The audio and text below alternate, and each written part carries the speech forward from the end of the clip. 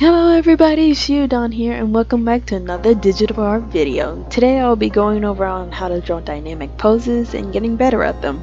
But before we begin, please comment, like, and subscribe if you want more of these tutorials or other videos featuring tips and tricks such as this one right here.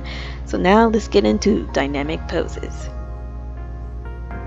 So the main thing that I got myself doing is knowing how the figure will look by starting with the chest first, pelvic area, and a simplified shape or form. Just learning the basic anatomy helps because considering what parts are connected and shapes that can be simplified will give me more of a realistic form of the pose that I'm doing. And one new technique I started to experiment with, which I think that kind of really helps, but I want to recommend you doing it, is emotions associated with specific poses, such as if the character is really happy or being sneaky, they'll either look like they'll be like, showing exaggerated happiness by jumping up in the air or showing victory or stuff like that. And if they're sneaky, they'll be low to the ground and having like really good form of being sneaky like a ninja or something. I don't know. They want to be all sloppy looking, or that's what I'm trying to say.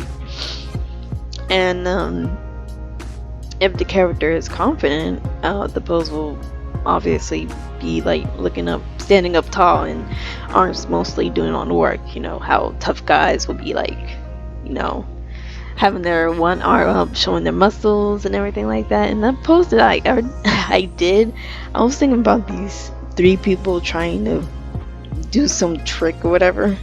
I thought that was really playful. And I was looking up some references. Oh, and references.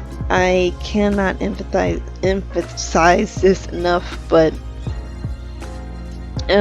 using references from gesture drawings are recommended because you can see how the figure looks at different perspectives and what doesn't work and what does.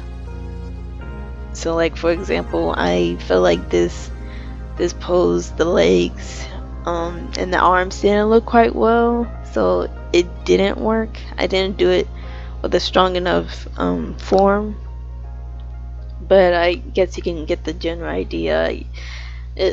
He's supposed to be jumping in the air from the backside, and I haven't really mastered the backside yet. And I feel like it turned out decent for my first time. So it all boils down to the difficulty of the figure. Like I had to. If you're just drawing simple poses, you're most likely not get to where you want to be or get better. So, but don't worry on if it looks perfect or not. Knowing how the pose looks is all you need to worry about. The basic shapes are just the only thing you need to keep in mind. And that I couldn't really finish the rest of them. I only did a couple because I was really embarrassed that I felt like I wasn't skilled enough, but I'm contradicting myself. I'm worrying too much about it and how it looks, and don't, instead of just looking at it as like trying to improve. So yeah, just don't be hard on yourself. Like you can do better, but it's one step at a time. Take baby steps. Don't like go on full and like, oh no, I messed up on this arm, like I hate myself, I hate drawing. Nah, just take it easy. You're just practicing. You're not really doing the perfect project. You're just getting the basic down, and once you do that, then you can critique your art later. I guess. Yeah, I really have a lot of fun doing this because I know which part I need to work on, which areas that I have trouble drawing. But, and well, that's it. Please comment on techniques that you use to get better at drawing dynamic poses or poses in general. I'm really curious on what you guys think.